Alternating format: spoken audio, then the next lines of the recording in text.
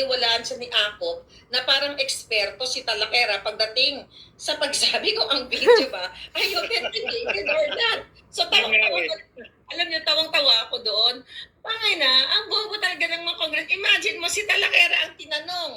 Si Tibor. Obviously, talagang scripted. Ito script ni Lisa Tanas na paano ang credentials ni Pebbles Talakera na para paniwalaan nitong mga julol na TRICOM na ito na ang video ay in-enhance na in-AI daw para daw una sabi niya raw tapos in-enhance natin para mas maliwanag, then may AI intervention.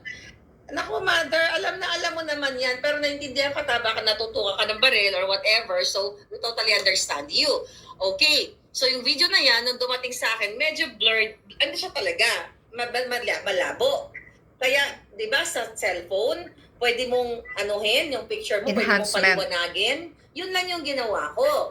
And after that, pina-authenticate ko yan sa dalawang bansa. Sabi ko, di ba, isa sa ibang bansa at dito sa California. So, kung di ba naman, OGAG, itong itong TRICOM na ito, si Talakera, ang kanila ngayong eksperto.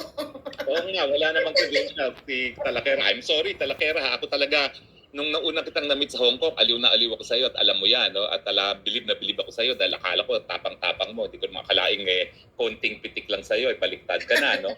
Pero anyway, baliktad na nga. Nagulat ako na ginawa nilang expert on audio authentication itong si Talakera on the basis of anong nakita niya, no?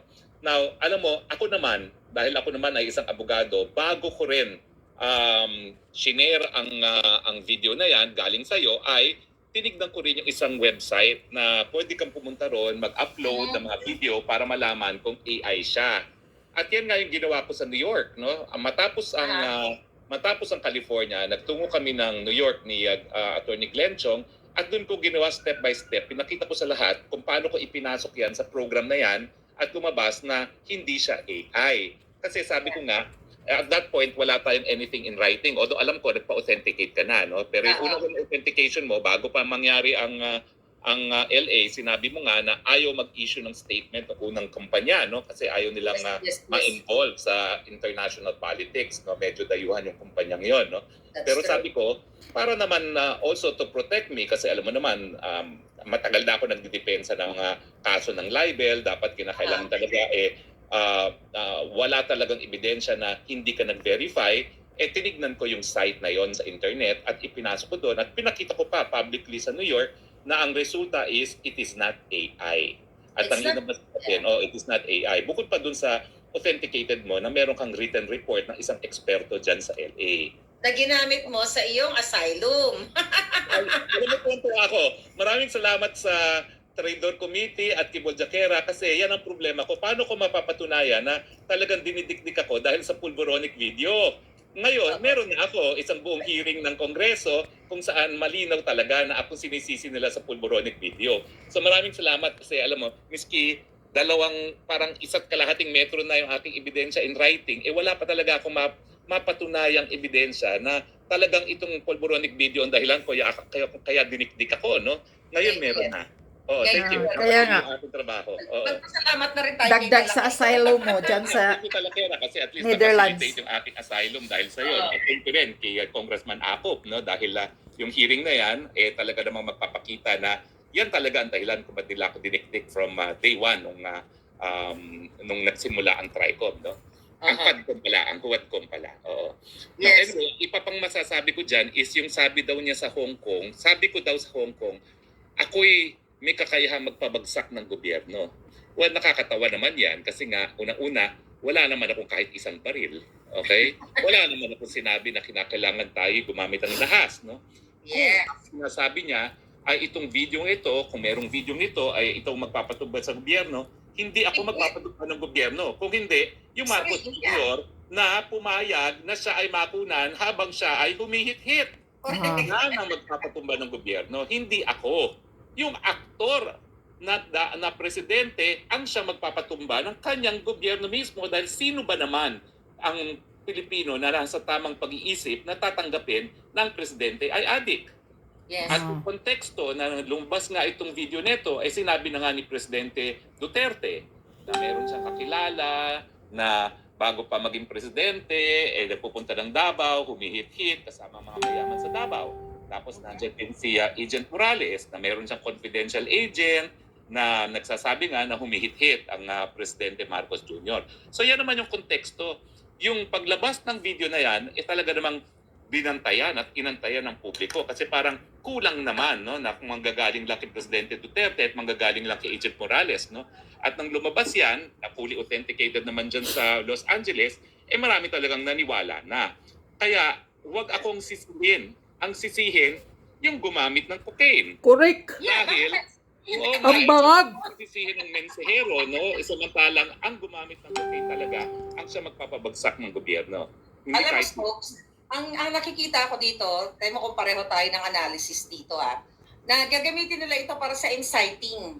Okay? Inciting to sedition. condition. Kasi di ba, nung 2 weeks ago, nung bago ako dumating sa Netherlands, actually thank you na rin kay Director Santiago dahil talagang nagsalita siya publicly na i-hunt down, sabi niya, I will hunt her down kahit saan ako daw. So, ginamit ko rin yun. Sa aking mga kaso na napatunayan ko na talagang totoo yung mga assassins na gusto talaga akong gurgurin. So, ganito po kapag mga tanga ang kalaban natin. Di ba? Kasi nga nagbibigay ng bala para sa atin, no? At ngayon, napabdaloy-tuloy yung ating task na premahan na talagang dinidiin tayo ng gobyerno, no? So anyway, ang sinabi pa ni Pebos Talaquera sa kanyang sinupang salaysay, dahil daw sa mga pangyayari, sigurado siya na akong namuno sa pagkakalat ng polvoronic video, no?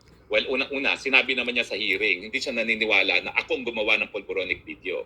Number one. Okay, yeah. So, ang sinasabi niya, ako raw ang pasimuno sa pagkakalat. Pero, alam mo naman, kapatid, no, hindi mo naman tinatanggihan na talagang ang ating inaugural showing, ang ating maiden night ay sa Los Angeles, California, no? Now, bakit hindi mo sa amin sabihin, sino ba talaga ang nagbigay sa'yo? Anong konteksto? Alam ko hindi mo ma-identify kung sino yan dahil siguradong papatayin yan, no? Pero anong relasyon ng taong yon? Bakit niya nakuha yung pulboronic video? Bakit niya ibinigay sa'yo? At binigay ba niya yan sa'yo para itago o talagang para i-share sa publiko? Well, Dahil may karapatan ng tao na malaman ang katotohanan. So, ikaw mag-share kasi ikaw yung source eh. Oh. yes, well, I think nasabi ko na ito ay malapit kay Bangag. Di ba? Kaya nga, Marcos Jr., isipin mo sino yan. Gumagawa mo yan, humihit-hit siguro. Oh, anyway, classmate ito. Classmate. Oo, I see. Classmate na sumisinghot Yun din. na nga, alam nyo, mga palaga, talagang ang syosyo nga nila. Ngayon, binuhay na naman nila spokes itong polvoron video at ngayon may bago na silang eksperto, si Pebbles. Kaya, Pero sabihin mo sa akin, kung malapit na malapit kay Marcos Jr. itong nagbigay sa'yo, bakit niya ibinigay sa'yo? well, kaya niya binigay alam mo, ang tagal na kasi niyan. Kaya niya ibinigay dahil sukang-suka na siya dito sa nangyayari sa ginagawa ng pagnanakaw, kidnapping, smuggling ng gobyerno. So, binigay yan sa atin para kahit papaano, maridim niya yung sarili niya na, makagawa siya ng tama sa buhay niya. Kaya yan ibinigay sa akin. Yang video na yan. At kahit ano pang gawin ninyo, hindi nyo mapapaamin si Maharlika kung sino yung puting ahas. At tama si Pebbles Talaquera. Nung tinanong siya, di ba, kung sino yung puting ahas, sinabi niya, hindi naman sinasabi ni Maharlika, doon siya tumama. Kasi never ever kung sinasabi, kahit kanino, kahit sa'yo, folks, kahit magkaibigan tayo. Kasi pinoprotektahan ko yung mga taong nagtiwala sa akin ng impormasyon. Even sa mga cases ko, diba yan, tinatanong yan, pero may mga protective order yan, diba? Pinoprotektahan yan. Ang, yung mga ganong klaseng, mga puting ahas. So, protektado yan, mga kababayan. So, tama siya doon. Pero doon, ang nakikita ko kasi spokes talagang script yun eh. Obvious naman eh na talagang si Ako, binabasa ko nyari. So, ang nakikita ko naman kay Mother Talaquera, talagang wala siya magawa. Ako, personally, I can't speak harshly laban kay Pebbles, o I can't expose more, or whatever. Pero ayoko siyang mapatay. Ayoko siyang magurgur. Yun lang yun sa akin. Matagal ko nang sinasabi. Alam mo, at saka alam mo, nung lumabas yan, naka-shadow ban ako sa Facebook. Halos walang nanonood ng Facebook ko dahil naka-shadow ban ako. Hindi ko alam kung Facebook yan o yung administrasyon ng gumawa niyan. Pero ang talagang nakita natin, di ba, sinusubaybayan natin kung sino mga nanonood, no? Yung mga milyon-milyong mga nanood, galing sa Facebook pages ng mga ordinaryong mamamayan. Hindi sa akin. Kasi, sabi ko na, di ba, naalala mo, useless yung aking Facebook dahil mga panahon na yon shadow ban ako, konti-konti na mga nanonood sa akin. Swerte na ako kung may 3,000 na audience ako, no? Dahil nga, shadow ban, no? So, naalala mo yung isang PhilAm na kasama natin doon sa hotel room ko, no? Na in less than 24 hours, halos 2 million views na, no? Naalala mo kung sino yun, no? Si Chris Lam. Oo, tapos meron pang isa, may isa pang PhilAm, no? Na together, Million.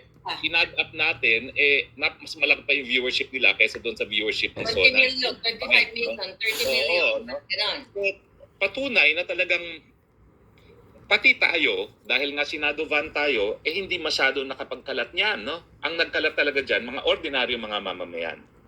Yes. Ano ba yung mga Kalat naman yan para sa katotohanan, no? Maniwala Yes. kayo hindi, kayo na maghusga. Kaya ngayong binuhay nila ang Pulburon video, panuurin ninyo po. Panoorin Tignan niyo, po share. ang mukha ni BBM. At Share tignan natin po ulit. kung naniniwala ba kayo na si BBM yan o hindi. Kasi naman, sabi nga ng isang kaso, no, ang tunay na test sa katotohanan ay yung kapangyarihan ng isang ideya na matanggap sa malayang merkado ng idea. So ngayong binuhay nila, pag-usapan po natin, kayo pong maghusga si BBM ba yan? At tanungin yung mga sarili ninyo. Kung hindi si BBM yan, bakit hanggang ngayon ayaw niyang mag-hair follicle test? Correct. Oh, yan. So, Bakit hindi sila nag-hair follicle test hanggang ngayon kung walang katotohanan yan? Tama. Ate Mo spoke 1 hour ago, ABS-CBN. Usually, hindi pinipick up ng ABS-CBN ang ating kaibigan na si Pebbles. Hindi yan nagpipick up ng vlogger. Ako, hindi ako pinipick up ng mga yan. Pero ngayon, obviously, as sabi dito, vlogger Pebbles Cunanan claimed in a sworn affidavit submitted to the House Tri-Committee that Attorney Harry Roque is behind the Pulburon video, purportedly showing President Ferdinand Marcos Jr. doing drugs. Mali yan, ha? Bakit? Anong nakasaad dun sa affidavit, ha? Fake news yan. Kasi basahin nyo kung anong nakasaad dun sa affidavit ni... Sabi dito, basahin natin ito pala yung kanyang affidavit. Ako si Vicente Pebbles Cunanan, nasa hustong gulang. Ayan. Hindi, basahin mo yung number 9. Number 9. Nabasa ko lang ako. Sinabi ni Pebbles na ako ang nasa likod. Ang sabi niya, I quote, kung kaya naman, base sa aking mga nabanggit, ako ay naniniwalang si Atty. Roque ang orihinal na pinagmula ng Pulburon video. Ibig sabihin, ang dapat report nila, yun ay paniniwala lamang ni Pebbles. Wala siyang personal na kaalaman na akong nasa likod niyan. So fake news yung report ng ABS-CBN. Fake news. At Fake news kasi i-quote na lang nila yung affidavit, ang tamad-tamad pa nilang mag-quote na it is the belief of Talakera na akong behind it, which is different from sigurado ako na si Roque ang nasa likod niya. Opinion niya to. Alam niyo ba mga kababayan kung bakit ganito ang script ni Pebbles Talakera?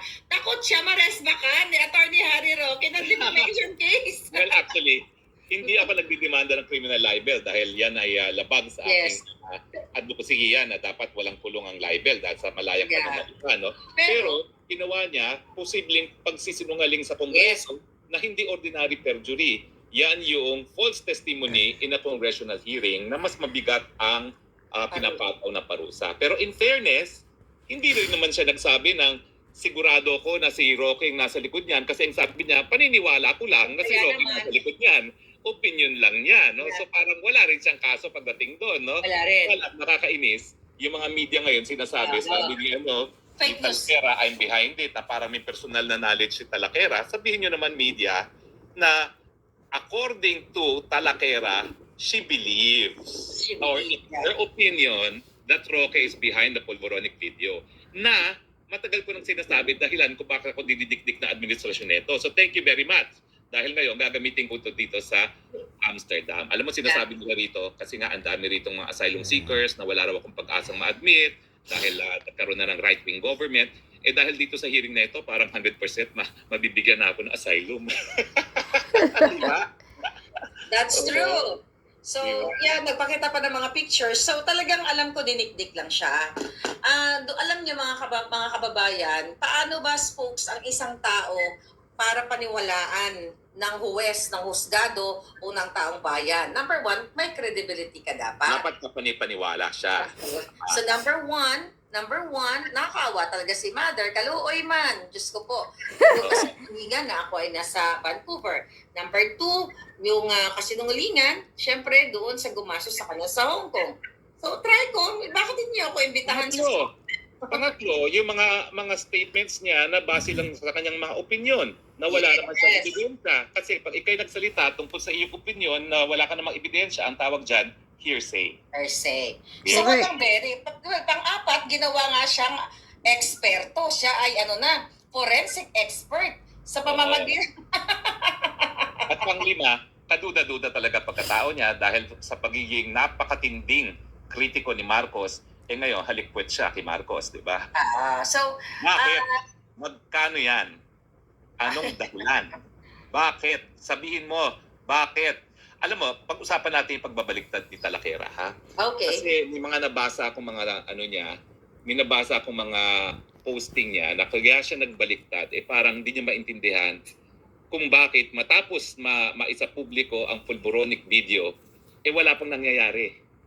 Naalala mo yung mga postings niya? Siya yung isa sa pinaka-atat.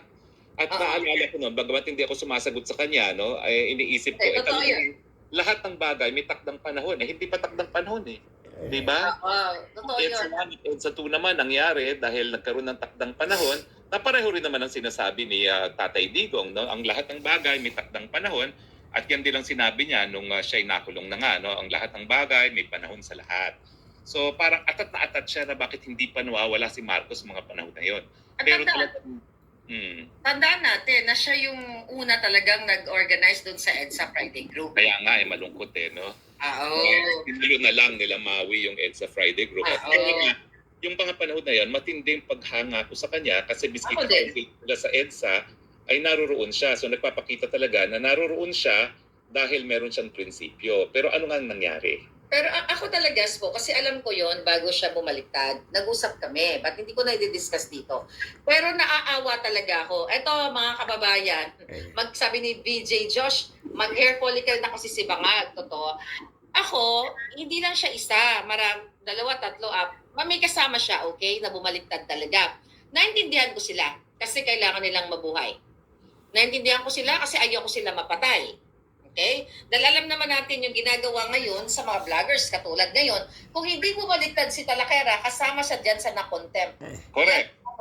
Unang-una, kasi maanghang talaga mga sinasabi niya. Yes. Bangag-bangag, ngiwi-ngiwi. Tapos after all, magtataka ka talaga. Ngayon, I am forced to say something about it. May narinig ba kayo na nagsalita ako about Pebbles? Nung siya ay bumaliktad, tumahimik ako kasi meron ako isang salita sa kaibigan. May palabra de honor ako. Pero dahil ako'y napangalanan sa TRICOM, kailangan ko naman ipagtanggol yung sarili ko. So yun mga kababayan. Yun yung spokes. Hindi ko rin naman naikwento sa'yo dahil hindi naman ako daldalera na ipagkanulo ko ang aking kaibigan. So nag-usap kami na Mother na kakasuhan siya ng gobyerno ni Bangag. You know? Kaya siya ay kinausap na bumaliktad na lang. Yan ang totoo. Okay? Alam nila yan. Alam nyo yan, Madam Ellie. Huwag na tayo maglokohan. Okay?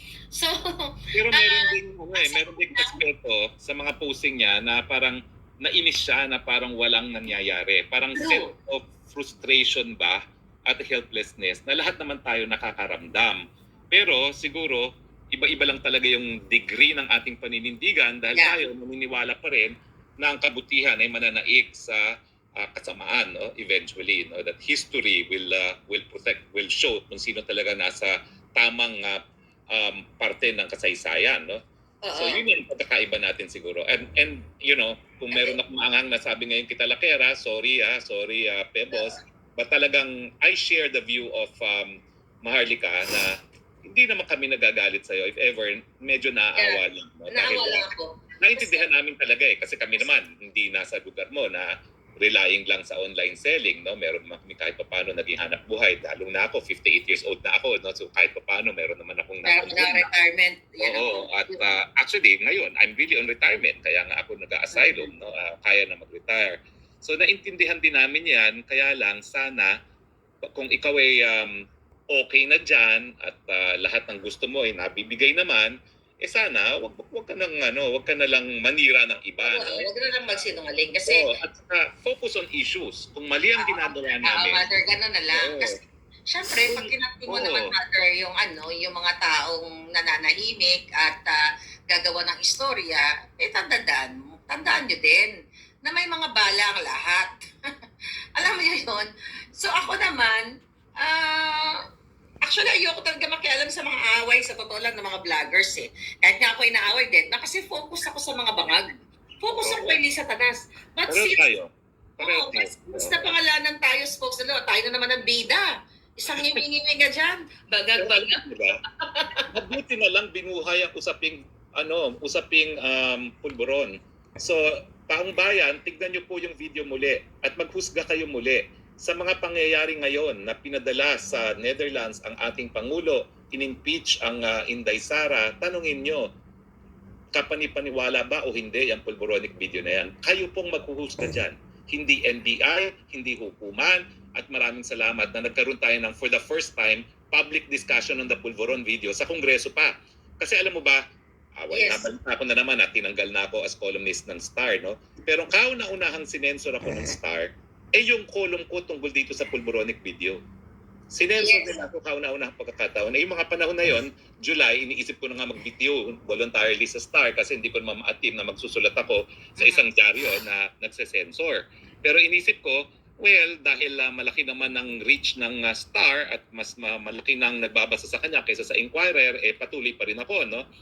Pero I guess yung huli kong artikulo hindi na nila nagustuhan, no? Yung God knows who does not pay, the betrayal of Rodrigo Roa Duterte, no? Tapos yung artikulong hindi na nila pinablish, yung Let's Paint the World Green, na umabot ng 15 million ang nagbabasa sa internet. Hindi ko talaga akalain na yung shit na ganyan, ibabasahin din sa Facebook. Fact checkers, di ba? So, Talaga ng fact checkers.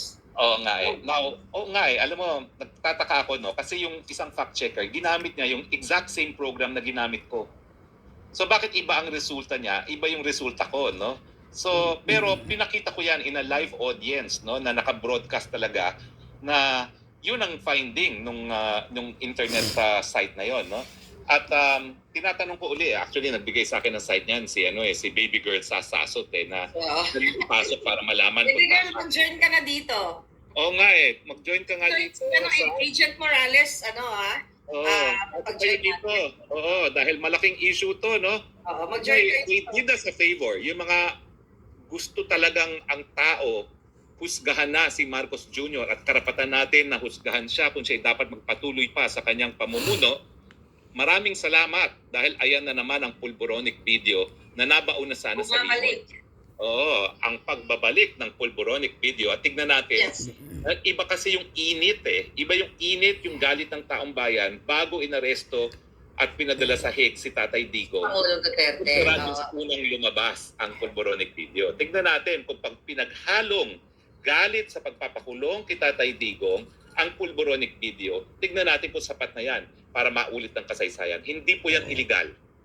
Yan po ay kabahagi ng kasaysayan, nakasaad sa ating saligang batas, kapangyarihan natin bilang soberenyang mamamayan, husgahan kung tama pa bang magpatuloy sa pamumuno ang Marcos Jr.